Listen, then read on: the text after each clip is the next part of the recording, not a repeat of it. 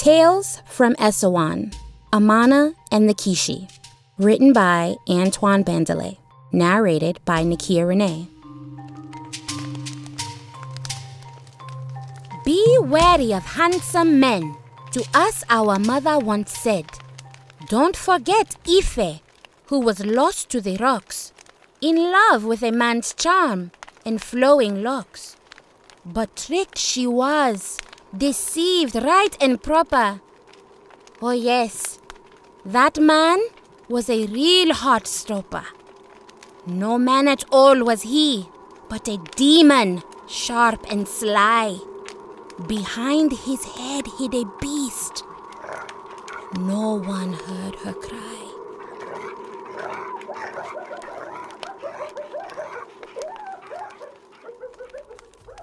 Chapter 1. The Man with No Name. Everything about him was perfect. He moved like a leopard. He spoke like a swan singing in the morning light. Though sweat dripped down his muscles, he smelt as sweet as fruit. He was so courteous as well. Well-mannered to man, women, and child alike. Everyone loved him. And that laugh! His laugh was so contagious. It lit up the space around him, casting a perfect aura around his head. This man truly had no flaws. Yet Imani had no idea what he looked like, nor did she know his name. It had been several hours since the festival began. The village celebrated the arrival of a visiting kingdom, the Yeseti, if Imani heard the soldiers correctly.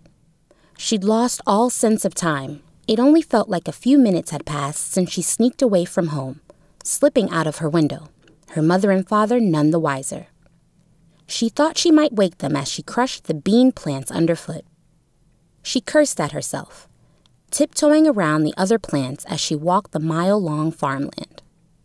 She'd never been to the great village of Bajok, at least never to its central festival grounds. Her father only let her go to the outskirts to trade their harvest every so often. But what would the village have in store for her? It was so large, with its huge huts and walls. The great village dwarfed her family's farm at least 10 times over. The moment she stepped onto the festival grounds, she was overtaken by the sights and sounds. There was a drum circle, men fighting while holding hands in some strange ritual. Their noses were bloody from fighting.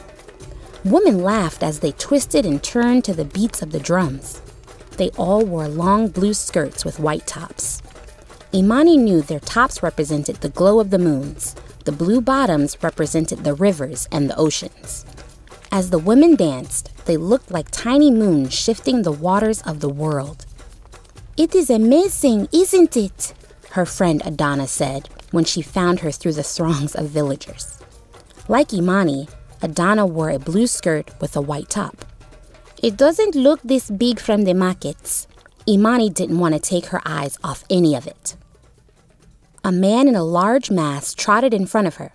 At first, he stomped slowly. At first, she was mildly annoyed with him, scrunching up her face as though she smelled a nasty odor. She'd had many suitors before, and no man had yet impressed her. But something about the way this man moved caught her attention. He rolled his hips in a rhythmic circle. The reflection of the festival fires flickered atop his chest as he held out a hand.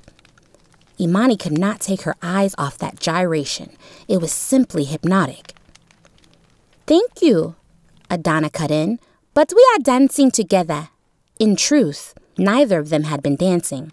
Adana tried a simple two-step to sell her lie, but that did not deter the man, nor did it deter Imani. Imani took the man's hand and mimicked his tempo. They danced atop the soft ground. Imani's heart pounded under her breast. Her breath quickened, though from the dancing or from the man she couldn't decide. Adana was put out. Not wanting to be left out, she found a partner of her own. They danced in circles around one another, but Imani took no notice. Her attention was locked on her own partner. "Feel the rhythm of the sister spirits. Let your arms take up your skirt and move them like the moon shift the waters," he said. Imani lifted up her blue skirt. She at least got that part right. The custom of festivals like these were to wear such things. Adana wanted to make sure they blended in nicely. No need to attract the wrong attention. A pair of farm girls had to look like regular villagers. But Imani couldn't get the dance right. Her partner was perfect. His moves represented the spirits of earth.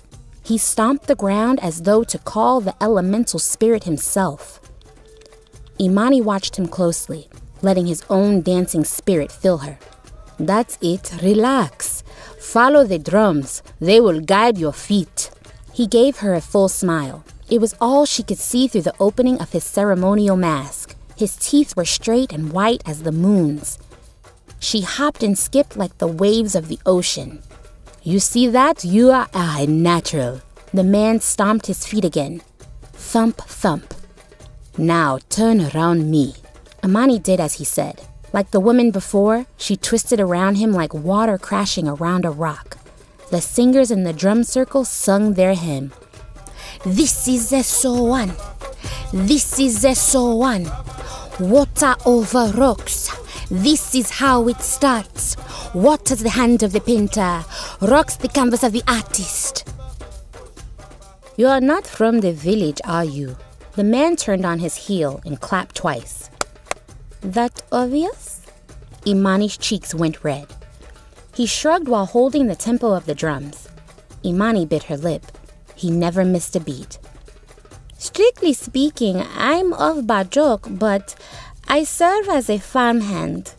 Your beauty is wasted on the beans, the man said, voice slightly muffled by his mask.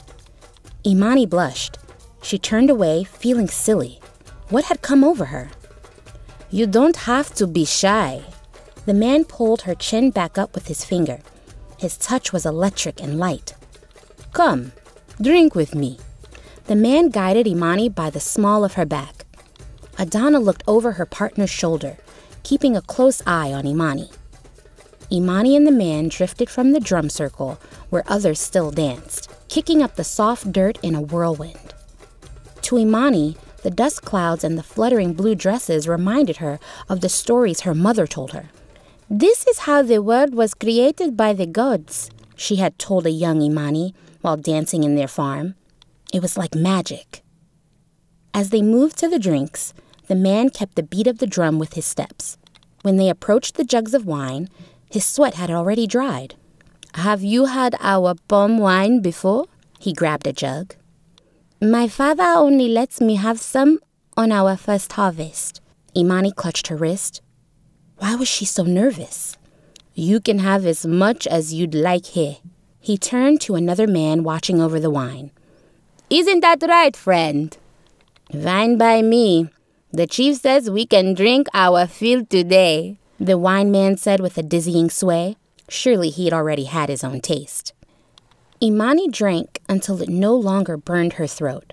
What is all this? She pointed toward the festivities. You see there? The man nodded toward the far end of the festival grounds. That is our chief and the core of Yaseti. The core? Imani tried to follow the man's gaze. The ruler of the Yaseti. They come far from the east, almost to the Estalan Oceans. That's a long way to travel, Imani thought. Finally, through the throng of villagers, she found where the royal men sat. The great chief was there, wearing his ceremonial mask of war. She'd never seen him this close before, but he was the most important part of their prosperity. He was tall and broad, a warrior through and through, the strongest of all the men in their village. Strength was their way here in Bajok. Next to him sat an impossibly old-looking man. His skin was wizened beyond belief. His hair was grayer than a sheep's, yet he wore a gold crown, twice as tall as his head, 2 silver snakes wrapped around his head. He also wore a gold sash atop elaborate white silks that stretched from his torso down to his heels. Next to the pair were 2 war elephants, also decked in gold. One had gold chains falling from its tusks, the other an entire gold mask. Each elephant carried a cart on its back with a trio of archers perched high. I didn't know there was so much gold in the entire world, Imani confessed. It is a big show, really. They want to make a good impression on the chief. And we want to make a good impression on them. The man pointed at Imani's drink. She blushed and took another sip. Already her skin tingled from the wine. You see, they want to marry off their daughter to the great chief's first son. This is all a show of good grace. Imani looked to the young woman who sat next to the visiting corps. She was gorgeous, a long neck and great skin. She's the bride-to-be, I assume. Imani nodded to the woman. She's beautiful. For Yaseti, the best women are right here in Bajok. Imani blushed again. She really needed to stop doing that. A small girl brushed against her leg. She was crying. What's wrong? Imani knelt. The boys won't let me play with them, the girl sobbed. Don't worry, we'll play with you, the man said, before Imani could respond. He swung the small girl atop his shoulders and danced again. The girl screamed with joy, holding onto the man's mask. Imani smiled. Watching him dance with the girl warmed her heart. Something unnatural within her made her want to join him. She downed the rest of her wine and trotted to them, taking the man's hand, holding on tight. After a few dances, the little girl ran off to her mother and brothers with a wide smile.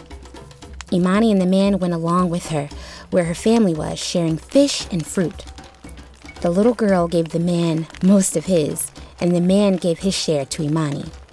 They watched the festival as the shaman cleared the drum circle. Brothers and sisters of Bajok, the shaman bellowed with a staff in his right hand. The village went completely silent. He wore a large headpiece made of palm and twine. A jeweled crystal covered one of his eyes. His shoulders were dressed in straw, one shoulder plastered with a small ceremonial mask. Imani couldn't tell what the face was, but she assumed it was a representation of De Allah, the gatekeeper spirit.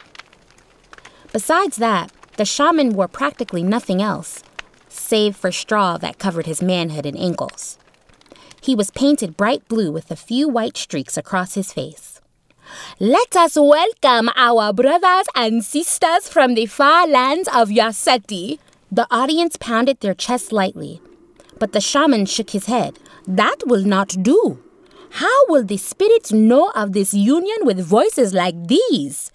I say again, let us welcome our family from Yaseti. This time, the crowd pounded their chests so hard, Imani could feel them through the ground. Imani joined in on the gesture, driven by the sheer energy casted from the village. With the last round of cheers, wisps of smoke swirled from the fire surrounding the drum circle. The shaman waved a hand, and the drum circle came to his side. For a moment, it was silent as the crowd waited for their shaman's next move. He placed his hand in the soft dirt below, lifting it as though he were lifting a newborn child.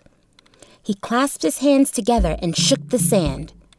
The drummers thumped on their hides, keeping with the shaman's beat. This was important if they were to manifest the spirit. Both shaman and drum had to be in unison. He turned in circles, shouting in the language of the old spirits. Imani could only make out some of the names, such as De Allah. After a few minutes, the shaman casted the sand, pinch by pinch, into the fire pits surrounding him and his drum circle. Each fire went out the moment earth touched it. For what felt like an eternity, everything was dark. Only the stars lit the village circle. The shaman, the drum circle, the entire village and its visitors remained still and silent. And then, fire and rock plumed 20 feet in the air. It was stark white and bright as day, like no fire Imani had ever seen. Spirits shot out from these white plumes. Imani couldn't put the names to the shapes, but she felt their power within the circle. A few feet away, a woman shouted in joy. A few yards from that, a frail elder jumped up and stomped the ground excitedly. Spirits of Bajok, you have blessed us with your presence here. Can it be assumed this marriage is written in Ula stars? Imani turned to the man she spent all this time with, but he was no longer there. The little girl and her family remained, enamored by the sights that flickered before them. But where had the man gone? She didn't even know his name, or even worse, what he looked like. "Ula, great spirit of marriage," the shaman began. "Please, will the first son of Bajok and our new sister of the Yaseti join us?" From the grand stage, the bride and groom-to-be stepped down to join the shaman and the spirits. Both wore ceremonial masks. The first son wore a large black mask with white markings, not unlike the man Imani had enjoyed her night with. Like the great chief, the first son wore an elaborate headpiece, though less prominent, of course. The Yaseti wore a large white mask with large holes for her eyes. The markings on her mask were swirls like small suns. "Please, young ones, sit amongst our spirits and ancestors." The shaman waved an inviting hand to the space around him. They sat next to him without protest. "Please, great and powerful Ula, tell us if this is the right path for these two souls." The spirit shifted and coiled around the pair, some passing straight through them. Goosebumps protruded from their skin.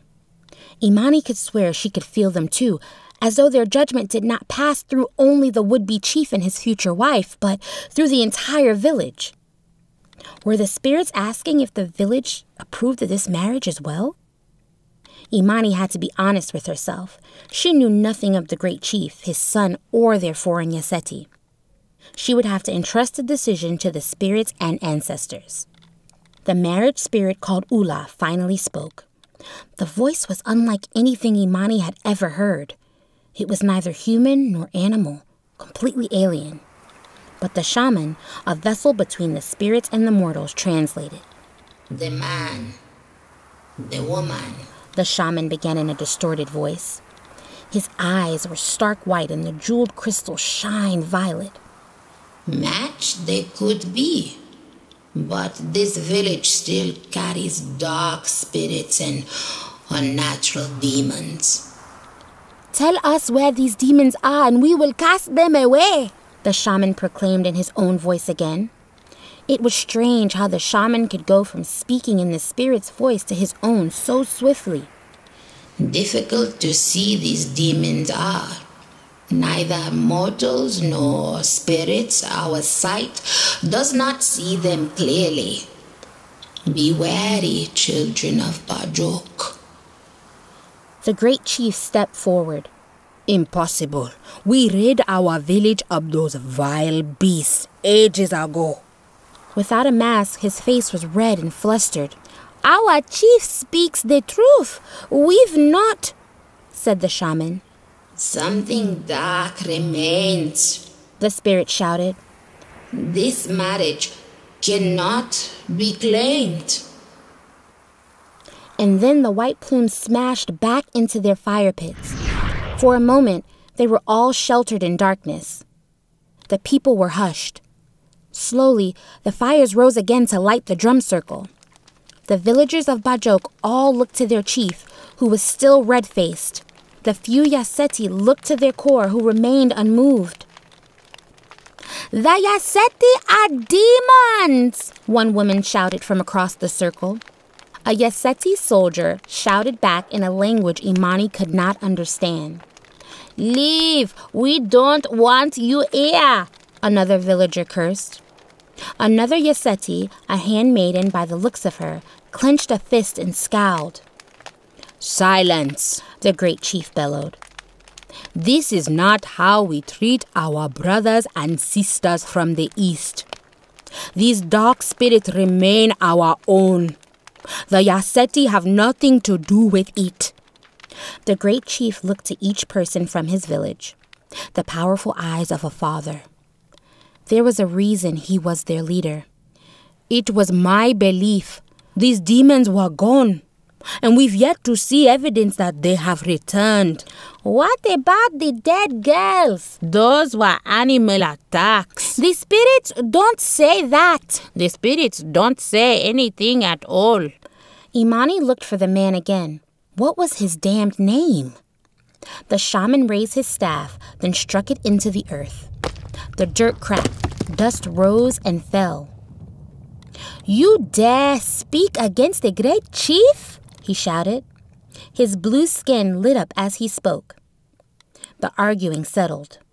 "If these demons have returned, it is my obligation to destroy them again," the chief continued. He pointed his large finger at the villager who shouted out of turn. "But never question my ability to do so again." Silence. "I trust that the people of Bajok will keep us safe during this time," said the Yaseti bride-to-be. "In my homelands, we are often tested like this. Not by our ancestors or our spirits, but by the elements in our enemies.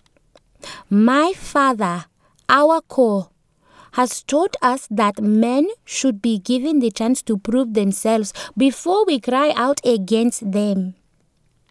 Are these festivities not done to cleanse the village of such evil spirits?" "They are," said the great chief. "And thank you, young Shanaki. Already I can see you will prosper within our great village." "All due credit to my co-father," she gestured to the old man gracefully. The core of Yaseti returned her nod slowly. "So, should we not continue this cleanse?" Shanaki asked. "Indeed, we should. Drummers?" The shaman gestured to the drummers. Once again, they pounded their hides and sang beautiful melodies. But it wasn't enough. Though the village went back to eating, drinking, and dancing, the vibe simply wasn't the same as before. There was an air of darkness. Shanaki, the core, the chief, and his first son went back to their royal stage. Imani looked for the man again, but could find him nowhere. She turned to the young girl she had played with earlier. "Have you seen the man I was with?" Imani asked kindly. The little girl shook her head, braids flying to and fro. Imani kept looking. He was no longer in the dance circle. None of the men in masks were him. They didn't dance as smoothly as he did. She returned to the man serving the palm wine, but he had not seen him either. Imani even went over to the fighting circle, but he wasn't there. For a moment, Imani thought she'd never find him again. Maybe he was entirely her imagination. But no, he played with the girl and the wine server remembered him well enough. And Adana, she had stepped between them before they parted ways. Maybe she'd made a bad impression. Perhaps he was off with another beautiful girl, dancing and sharing fruit with her instead. "Does your father know you're here?" a voice behind her said. Imani frowned. It was Nanga. "That's really none of your business." She turned around to face him. He was a Bajok warrior with broad shoulders and a chiseled body, but a terrible attitude. "Seeing as my job is to protect Bajok with my life, I would say it is my business." Nanga crossed his arms, his spear clutched between his hands. "I won't tell your father if you accept a dance." Imani scoffed. "You are ever the charmer. It's a wonder why so many women reject you." Nanga only smiled.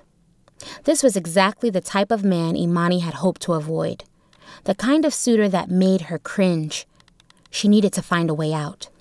"Excuse me," said a deep voice from behind her. She lit up and turned around, but it was not who she was looking for. It was a Yaseti soldier. He was tall and lean. From what Imani could see from under his helmet, he wasn't much of a looker, though. "You seem lonely. I wonder if I be asking you to dance." The Yaseti soldier removed his helmet. He definitely was not a looker. His nose looked like it had been broken twice and his eyes were swollen. "You wouldn't mind dancing with a girl whose village could be tainted by demons?" Imani said. "Only if you no possess me with demon." His accent was thick, but she could understand him well enough. Imani smiled. The attention was nice. That was truly why her father never wanted her to leave the farm. Half the reason she was allowed to go to the market was because that was the only way her father ever sold anything. But this man would not do. She'd already found someone she enjoyed, someone she was completely enamored with, someone maybe even her father would approve of. Though she'd have to find a way for them to meet. There was no way her father would have approved their first meeting. This man was foreign and probably only interested in a single night, and Nanga was only interested in the same. Still, the Yaseti was one form of escape from Nanga. I would, but she is taken by me. It was the man, that beautiful man. Before she turned, she knew it was him. He smelled of sweet desert flowers just as before. He still wore that mask, though. She'd have to fix that as soon as she could. Hey, I was speaking to her first, Nanga interjected. Shouldn't you be posted on the north edges of the village? The man said. Nanga dropped his head. Something was wrong. Nanga never backed down from another man so easily. Nanga's frown turned to a stupor. Yeah, I guess I should go back to my post. Nanga turned and left the festival, but the Yaseti soldier was not so easily dissuaded. She speak for herself. The soldier cleared his throat, but he was clearly nervous. Why? The Yaseti was at least a head taller than her man. Correction. This man she barely knew. But Amani was ready to play along. I do speak for myself, she began. And I would like to dance with this man. Is that so? The man stepped forward. Already Imani could feel butterflies in her stomach. The way he moved was so delicate. He was already winning. Yes, in fact, me and... She looked over to the soldier whose name she also did not know. Marjani. Marjani and I were just about to join the drum circle. Spirits know we need to liven this festival up again, Imani said without looking at Marjani at all. If that is your desire, the man bowed, reaching for Imani's hand. The moment their skin touched, the hair on Imani's neck stood up straight. I think that is enough. Marjani stepped in to take Imani's arm. The masked man did not resist, letting the Yaseti soldier pull Imani away. Though they danced, Imani never took her eyes off the man. Marjani was not a poor dancer. He was good even. But Imani was under a spell. I have to know his name. I have to see his face. Marjani tried his best to pull Imani further into the dance circle, away from the man. Imani danced with him, but her eyes were locked on the masked man. She did not want to lose him again. She was surprised he hadn't chased after her. He just sat there waiting, somehow knowing she'd return. If it's him you want, you should, Marjani started. But before he could finish, Imani was already skipping to the man's side. He was smiling underneath that ghastly mask. Let's leave here now. Imani took his hand and started for the exit. Imani! It was Adana. She had lost her partner.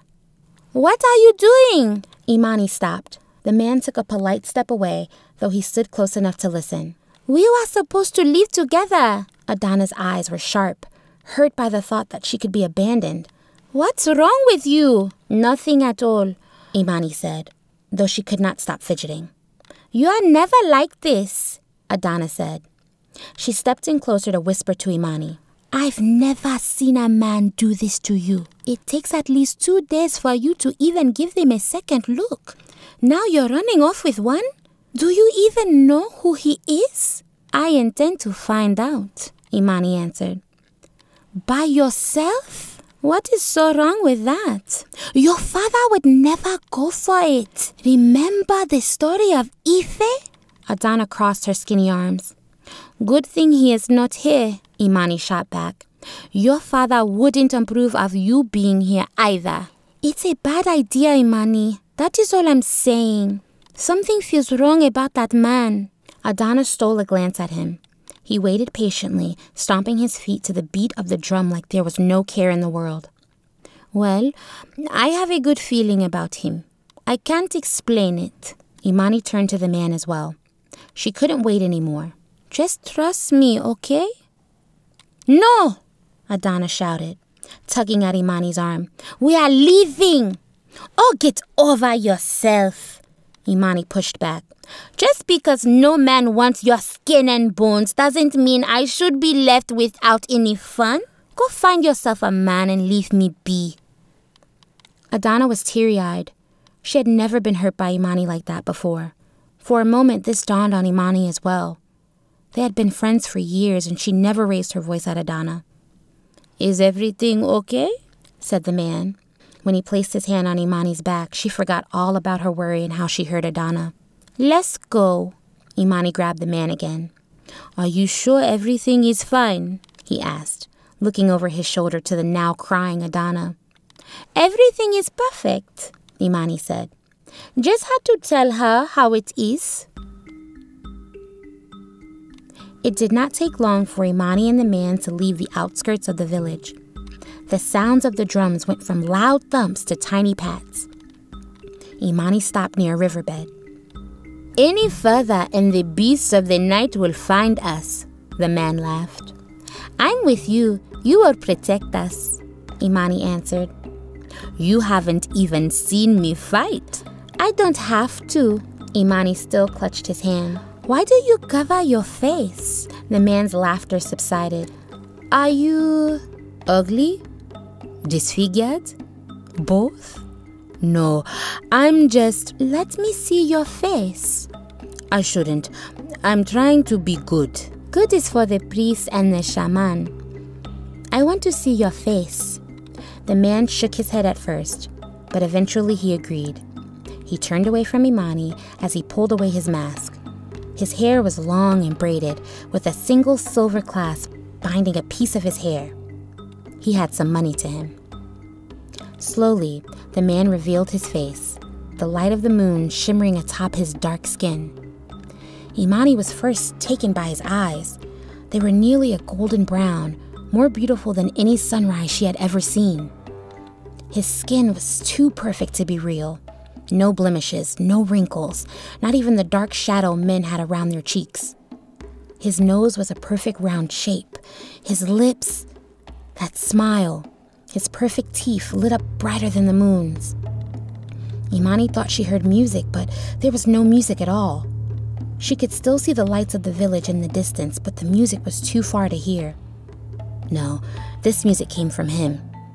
It was that infectious laugh again. But Imani could have sworn she'd seen his face before somewhere. She couldn't place it. "What's your name?" The man answered, but Imani couldn't hear the response. Her mind was on sensory overload. She was drunk on more than palm wine. The man's lips were on her neck, lightly pecking. He moved his mouth down, lifting her shirt, his tongue lightly brushing her navel. Imani's eyes rolled behind her head. She'd never felt anything like this. Her skin tingled something fierce.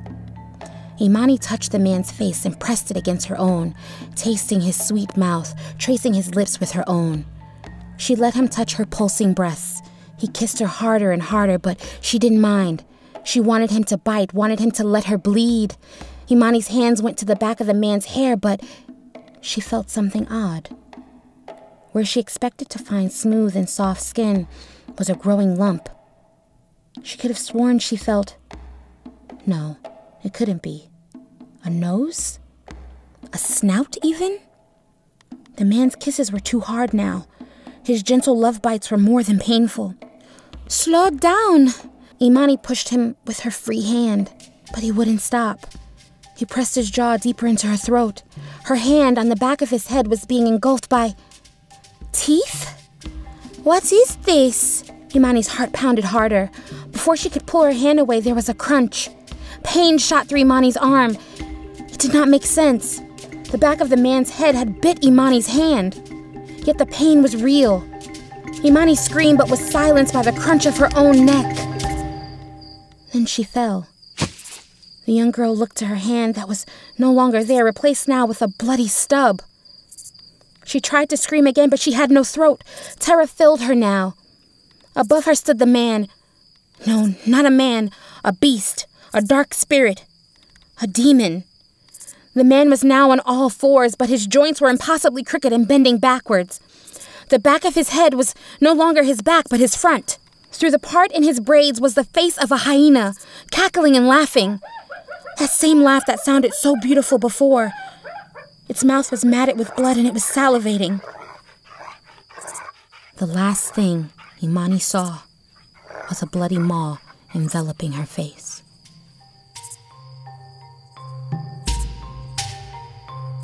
This is Nakia Renee.